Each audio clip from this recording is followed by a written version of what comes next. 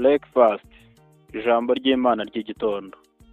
Ushobora kuba wabyukiye mu tuntu twinshi tugiye dutandukanye, harimo no gutegura uburyo wagera mu kazi, ariko nyamara ntubone uko wasoma ijambo ry'Imana, kandi nyamara wumvaga wari ubikeneye ndetse byari ingenzi kuri wowe.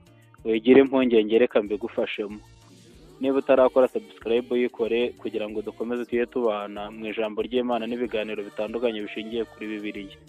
Ijambo ry'Imana ry'igitondo, umurongo wo gutekerezaho, Zaburi ya 34 umurongo wa 9. Nimusogongere mumenye yuko Uwiteka agira neza, hahirwa umuhungiraho. Amen. Ubutumwa bw'ingenzi. Imana ntabwo ari inkuru tuvuga gusa, ahubwo ni ubunararibonye umuntu agomba gusogongera. Uburyo bwiza bwo kumenya ko Uwiteka ari mwiza ni ukuvuga reka mwizere ndebe uko azabigenza.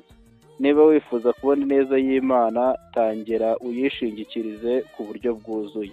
Inyigisho y'uyu munsi, iya mbere.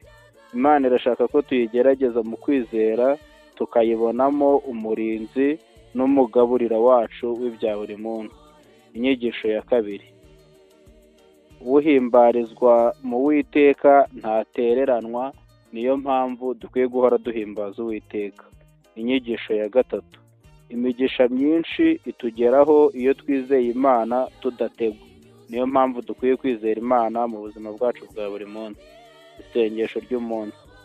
Mwami Uwiteka, uyu munsi ndasabye umutima wizeye, unyigishe gusogongera ineza yawe mu byo nkora byose, kandi umpamirize ubushobozi bwanjye bwo kukwizera, ahubwo unyigishe kukwiringira wowe wenyine, kandi ni wowe Mana ishobora byose.